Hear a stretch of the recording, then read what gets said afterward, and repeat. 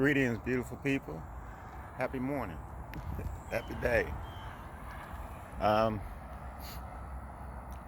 I know it was a lot going on this week, and I'll tell the story, then I'll go off somewhere. But for those who know, pretty much, I'm gonna give you just the straight of all those videos, the short version, short as it could be, right? Um, I've been at this apartment complex, Brandon Oasis, in Riverview, Florida, since 2014 when they built it. I signed up even before it was finished, and one of the first people to move in. And they could see, and I told them that's what we're going through the lease and all that, my issues with my spinal cord and my cognitive, with my TBI and all that stuff, right?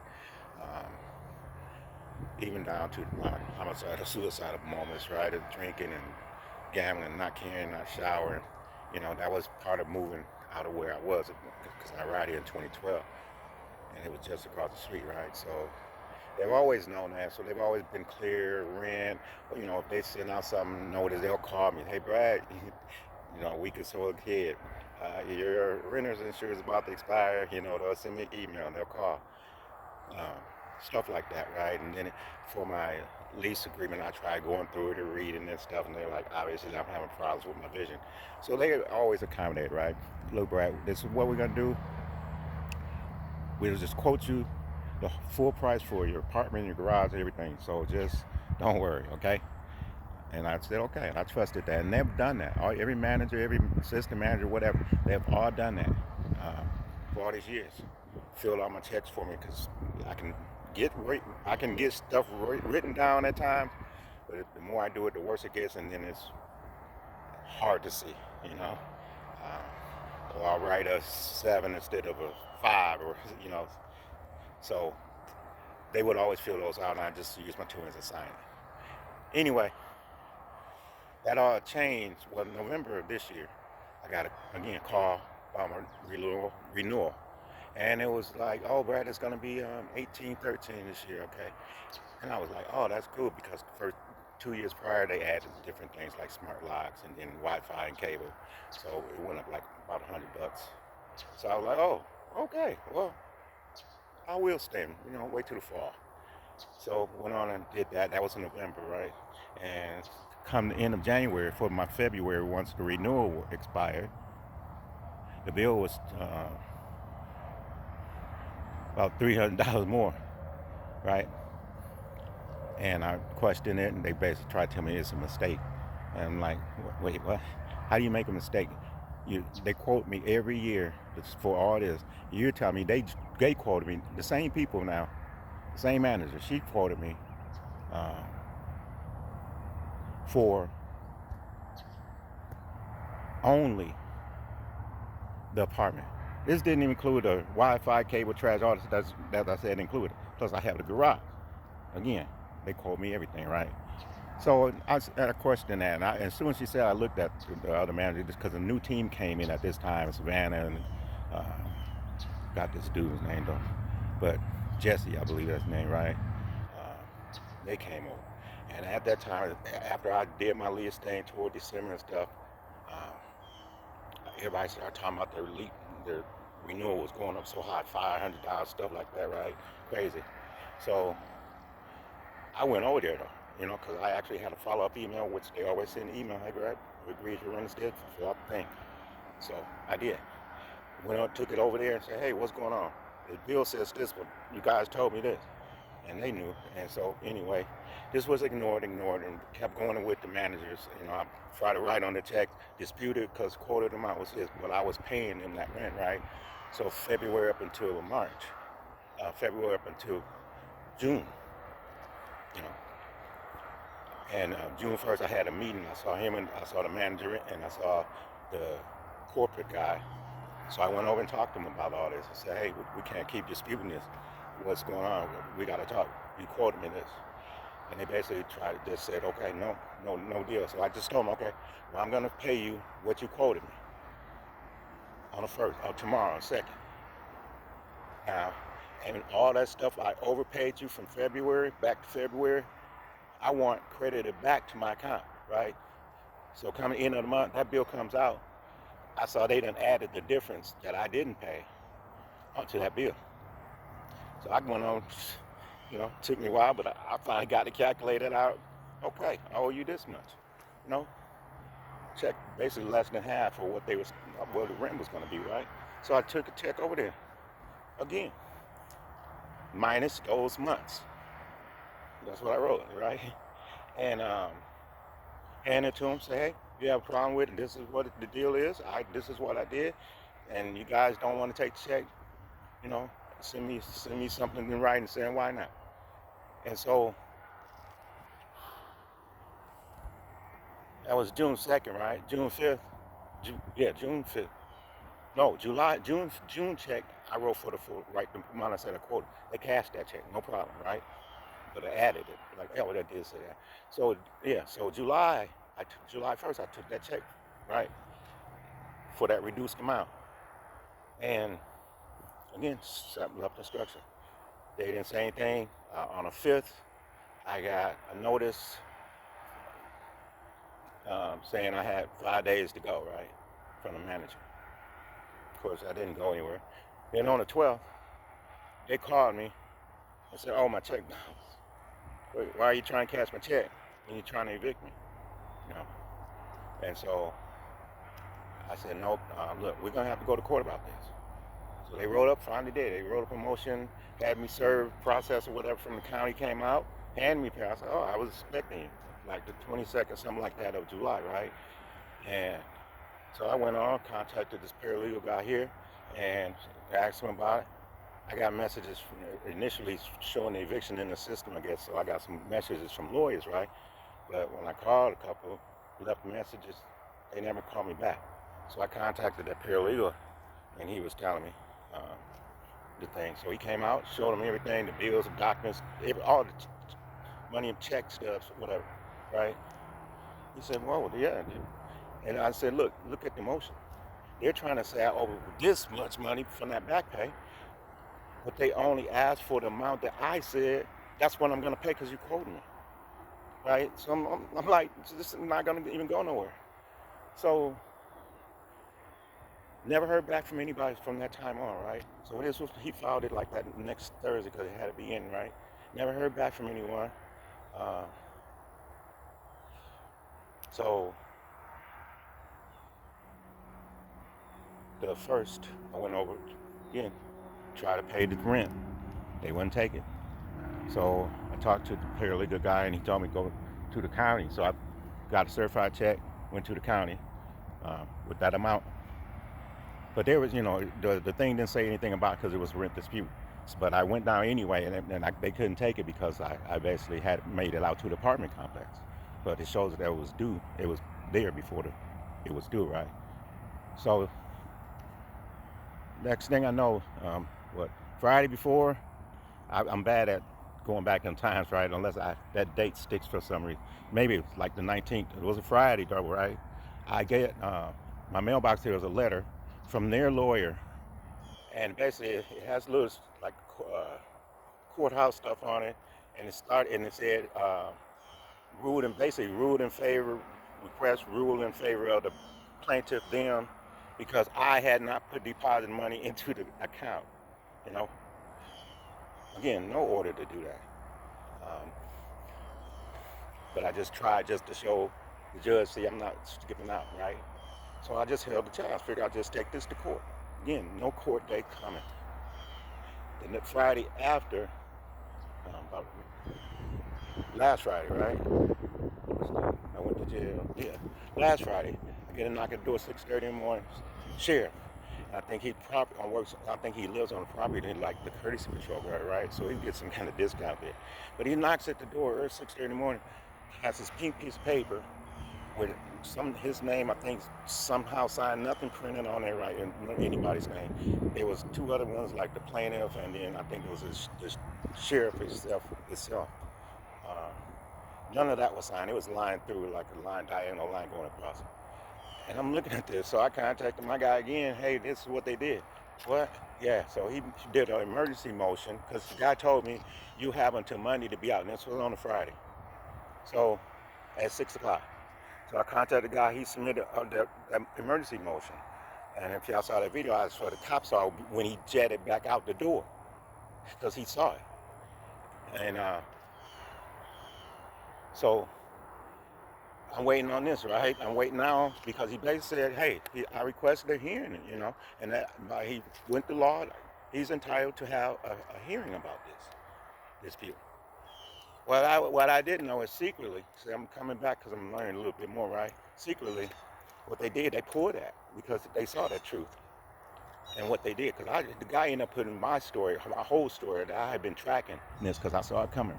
And so um, they didn't want that out. So that's my own theory on it, right? That they pulled that and then went on to say, oh, well, he didn't put money in the court. That's what they were saying to me. And got somebody to sign off on them. But like I said, I had not even seen anything with any judge's name or signature on it. Never been given to me, never been shown to me. And so the next day, we go into what it was Wednesday morning after my Tai Chi. I see the people lining up, getting ready to come over. Property managers, all three of them, and I think the head maintenance guy. And they're waiting on the side of the building, they're waiting in the truck, right? Next thing I know, I saw the cops, the sheriff started to pull up. 1 car, 2 cars, 3 cars. I first saw them over at the office, so I figured they were coming. And I saw the next one pull up. They got out. He said, let's go. I'm just sitting there looking out the window. They were running. Dude, y'all seen my walk. It's not too far out there, right? They're running from the curb to my property. Hey, let's go. And I saw him coming, like, oh, crap. I was like, let me step out here. And I said, hey, what's going on, blah, blah, blah. He was like, you're supposed to be out. I told you we had to be out. And this is Wednesday. They had told me I was supposed to be out Monday, right?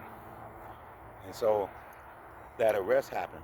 But what happened is what they did when my guy filed that emergency motion,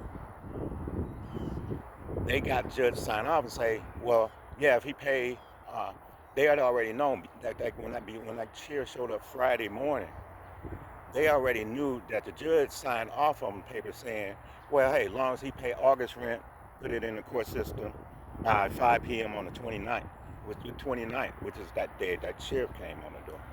And I never got notice of this. I'm not gonna blame my guy, but I'm looking in there. I'm always expecting something from the court itself, the county, right? And I get nothing. And even when they showed up this day.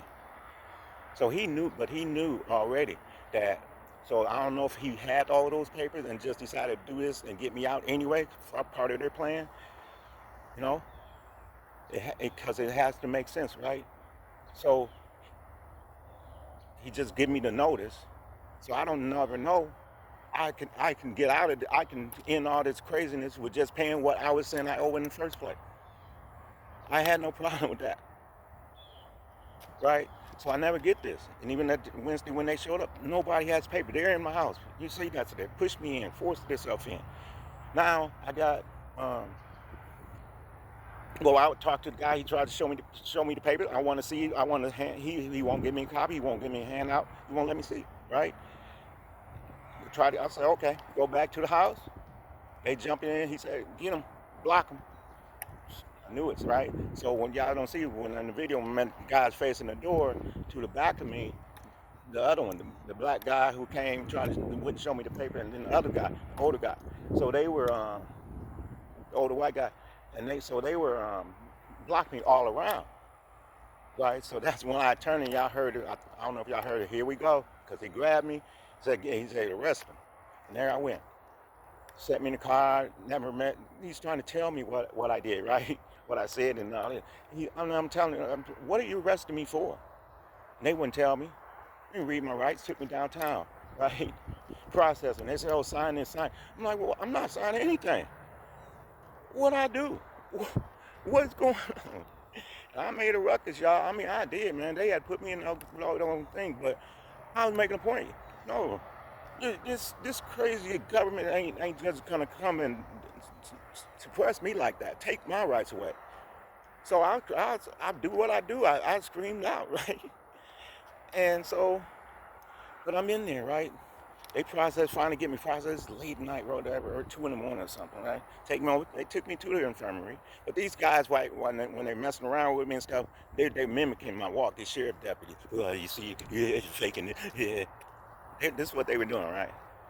And so, anyway, I get there. They put me, but they did put me into the infirmary, right? Has the hospital part, right? But even that was hard. It's just the people processing me, and they quoting the medical, like she was knowing everything I'm saying: spinal cord, TBI, sleep apnea, all these things. Balance problem. They didn't give me a cane. They didn't give me no sleep. They didn't give me anything, y'all. Kept saying, "Oh, we all out, so we had to order yours." What? Anyway, so the next morning, right, I had this, and I wrote another reason I was going off in the thing because, like I said, I still don't know why I'm there. And then uh, the guy gonna say, "Well, you were evicted and you trespass, so you're not gonna see a judge until tomorrow." Tomorrow, and I kind of like questioned him. That's when he yelled. I'm like, "Dude, come on!" But because I responded back, not yelling, they didn't like that, right? But so that was the only clue I had, even what this was about, right? Really. And well, I know that trap they do that. Try to. I thought they were gonna try to say I saw the one on really, because they did say that you touched me, you pushed me. I didn't touch you. Well, I'm gonna touch you. Y'all see how weak I am. I pushed them. I would have fell back on my own. And I kept warning them about my spinal cord injury. And they lifted me up in the jail. They lifted me up out here. Got my handcuffs way back here. My shoulder blades man, it was pain, right? Mad people pretty much ignored, didn't want to mention them spinal cord and all that. So they never gave me any kind of equipment to help, right? Which I had to be careful. And first day of the hearing, the defense, whatever she was, right? She said, "Oh well, you're a veteran, Brad, and blah blah blah. So, there's a program we have that they can let you out, no bond, no no fines, and drop all the charges. It's just a mental health program. But it's like, and I'm like, and I'm feeling like at that moment, I'm still feeling like what is going on, right? So inside, I'm like, I'm crying, right? Because I'm scared, I'm angry, I'm confused, I'm lost, right? So on the inside, I'm gone. And she could see it, man. And I'm like, I don't even know what's going on. I can't, I didn't tear where it came out, but I felt every part of it, right? And so she was like, "Well, since you're a veteran, I can do that program, blah blah blah." And I was like, and I said, "Well, because I'm lost. What? I can't go back there. How do I get my stuff now? I was supposed to move. Where am I gonna go? I'm homeless. I have nothing now." And she said, "Well, they help you with that type of stuff." Oh, I'm like, "Oh, and they'll provide you a place to stay, for a day, however long you need to stay, and they will help you get this stuff figured out." Oh, sounds good. Okay, do that. So I get to the court, right, for the hearing part. I didn't get to talk, of course. Judge just sends up and says, "Bolden, blah blah blah. Okay, see you tomorrow after your mental evaluation." So that I was like, "What?" So another night, and so the guy came that afternoon. He was already ruled. I got a bad vibe, right? So I'm trying to question him. Well, what exactly is going on, and and he started getting angry. So alert, something's wrong, right? And I figured it out, right? They was trying to get me to sign this thing that I'm crazy, right? Just for my piece of freedom, right? To be let out of there. They wanted me to sign this thing saying I'm mental. I got spinal cord injuries, all 3 levels. I got traumatic brain injury. I'm diagnosed PTSD, anxiety, depression. What I need to go and admit to what I'm diagnosed with, right? So I'm like, no, no. They want to take my weapons. They want to label me this. They want to let this thing go away. Yeah, right. Sign your sign and walk away, man. It ain't worth it. No, it is. So I didn't. I told the guy, you know what? Nah, I don't want to do that. And he was pissed. And so I don't care. So the next day, judge went on with the thing, read up, called my name, and the lawyer said whatever. Their lawyer said whatever, state. And then my defense was not the lady I talked to, right? But she said, "Hey, he's a disabled vet, and he's been here, blah blah blah. He has no other record for anything, blah blah blah."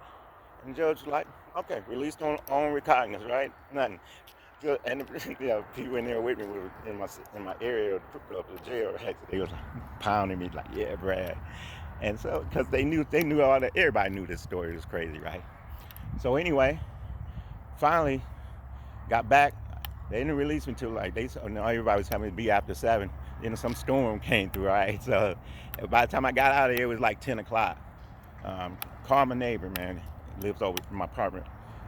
That's my brother. That's my little brother, man. He came right on over. He was like, man, just got me hotels and went blah blah blah. He's like, no, man, it's expensive. It's holiday weekend. I'm like, oh, I forgot. And I'm saying, I'm good, man. He took me to, took me where I don't know, Walmart. But I went and found him. He took me right because it's right up the street and it was just the only thing open anyway. I'm trying to just get anything, right? I mean, I have nothing, no underwear, no. I'm on me. My yellow shoes are all I have left, right? And my black tight pants. Everything else gone. So I stayed there that night, and it was good. Him and his wife, they fed me and made sure I was comfortable, and it was cool. And so I was out that morning, and I saw the maintenance guy, and he called the sheriff, which I'm sure. This guy came by, Deputy Powell, and he saw me out there talking to a couple of neighbors and stuff, and they're like, what happened? So we talking, and he saw us that we just standing there, and he said, hey, yeah, and he approached me nicely. He said, hey, well, you're trespassed over here, right? I said, yeah. I said, and I explained. I talked to my legal guy. He said, yes, since they evict me, I can just go ahead and request my stuff. And I already contacted the movers to get everything. So she'll come out today and just hold it. And that's kind of I contact, so stuff like that. So he said, oh, so you're just here to get the stuff? And yeah, that's it. You know, I told him my car was in the garage. I had literally nothing else. All my medical equipment, my mobility scooter, walker, all that stuff's in the garage. Um, and my everything's in my house, right? Just got a credit card. Um, it was sitting on a desk. Um, my passports, ID, birth certificates, medical records from the Army on, stuff that they've been denying that I always had. Uh, like the records from the University of North Carolina, right, where they ignore because they try they try not to keep that out of my record about my spinal cord injury and this movement disorder. Because at the top it says do not insert in record, right? Yeah, it says that. So that part of it is not told, but I got a copy, and copies, right?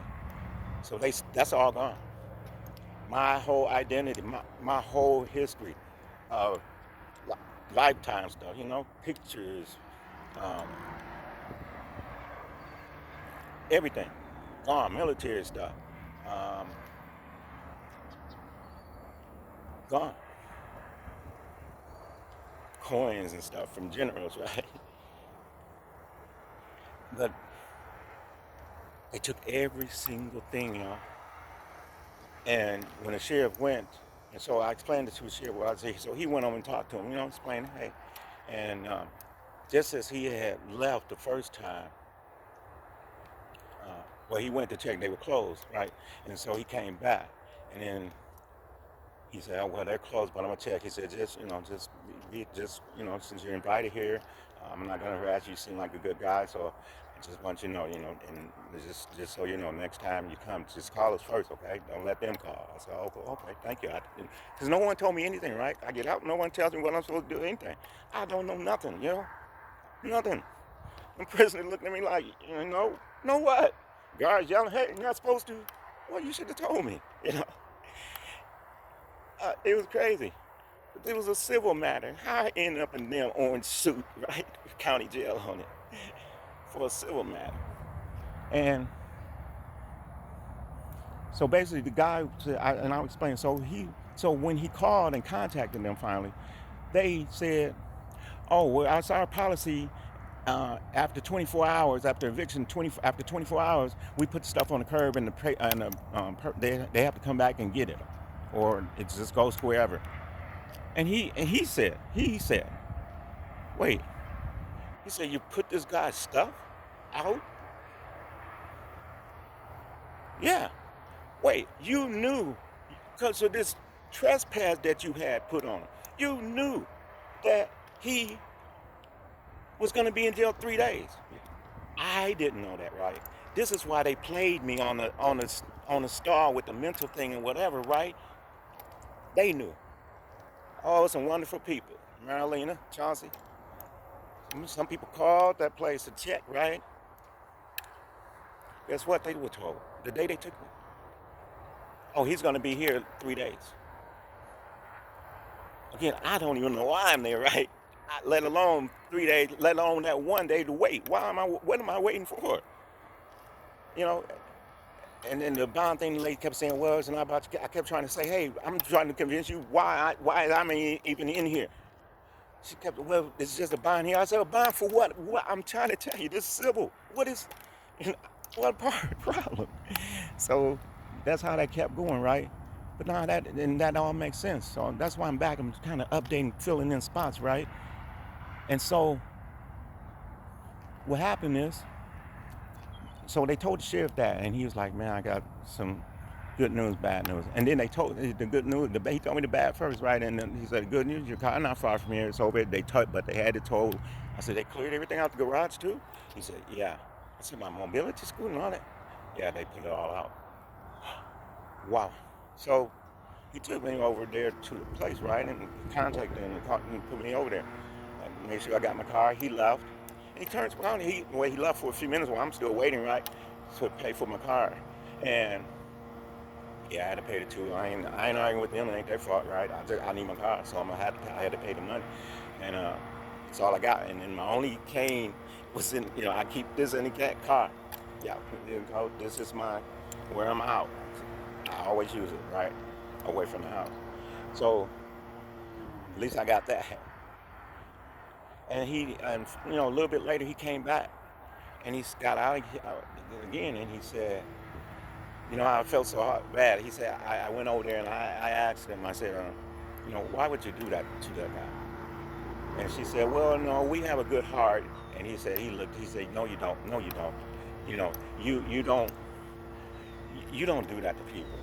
You don't do that to anyone, but you're going to do that to a guy with his medical problems, all his medical equipment, every document he has.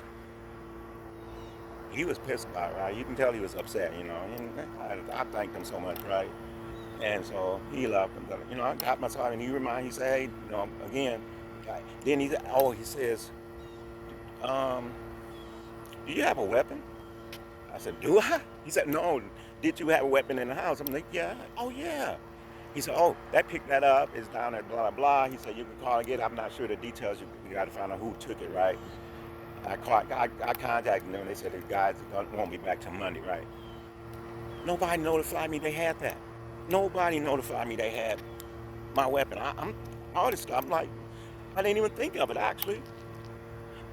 They took my pills, my prescriptions, my medical marijuana, dude, drugs, right? And who took all these drugs and prescription medicines? They throw it on the street, my credit cards, every document, y'all. So this is far bigger than this complex. For the court system to fail like that and everything else. See, it's far bigger than that. But that's the story, y'all, and that's the short of it, Life goes on, we go on. Hey, I'm in a new place. I got new experience. I'll get some new stuff, and it'll all be okay. Right? Right. Hey, I love y'all. Thank you. Have a wonderful, wonderful life. Enjoy it.